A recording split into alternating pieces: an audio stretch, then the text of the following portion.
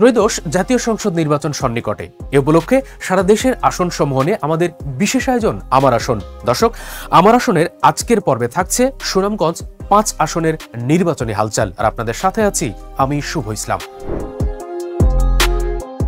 সীমান্তবর্তী ছাতক ও দোয়ারাবাজার উপজেলা নিয়ে গঠিত সুনামগঞ্জ ৫ আসন।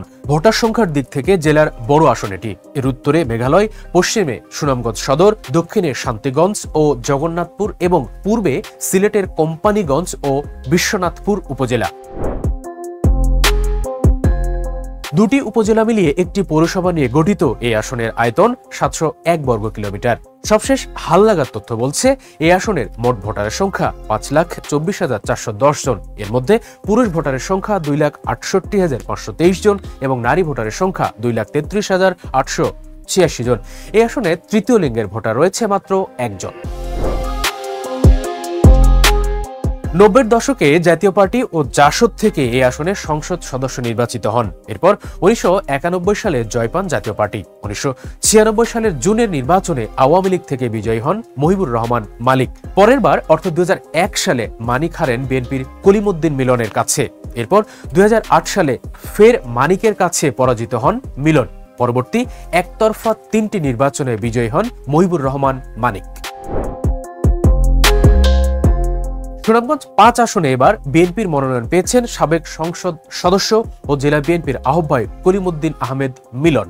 মনোনয়ন পাওয়ার পর থেকে ধানের শীষের পক্ষে প্রচারণা শুরু করেছেন তিনি। এদিকে এই আসনে বিএনপির প্রধান প্রতিদ্বন্দ্বী হিসেবে মাঠে আছেন জেলা জামাতের মজলিসে শুরা সদস্য আব্দুস সালাম আল মাদানী। তিনিও প্রচারণায় পার করছেন ব্যস্ত সময়। এই আসনে অবস্থিত ছাতক শহর শিল্পনগরী হিসেবে পরিচিত। এখানে রয়েছে দেশের একমাত্র রোপওয়ে, যেটি দিয়ে একসময় সিলেটের ভোলাগঞ্জ থেকে ছাতকে পাথর নিয়ে আসা হতো। ২ যুগ ধরে এটি বন্ধ রয়েছে। এছাড়া দেশের প্রথম সিমেন্ট ফ্যাক্টরি সহ অনেকগুলো কল কারখানা রয়েছে ছাতকে। সুরমা নদী দ্বারা ২ ভাগে বিভক্ত এই আসনের প্রধানতম সমস্যা অনুন্নত যোগাযোগ ব্যবস্থা। এই আসনের দোয়ারাবাজারে সুরমা নদীর উপর ২টি সেতু নির্মাণের দাবি দীর্ঘদিনের। এছাড়া এই আসনের বেশিরভাগ রাস্তাঘাট খানাখন্দে ভরা। দর্শক, এতক্ষণ আমরা আপনাদের সামনে সুনামগঞ্জ ৫ আসনের নির্বাচনী হালচাল তুলে ধরার চেষ্টা করেছি। আগামী পর্বে ফিরব বগুড়া ১ আসনকে নিয়ে। দর্শক, বগুড়া ১ আসনে যে কোনো ধরনের সমস্যা বা জনদুর্ভোগ আমাদেরকে লিখতে পারেন আমাদের কমেন্ট বক্সের মাধ্যমে।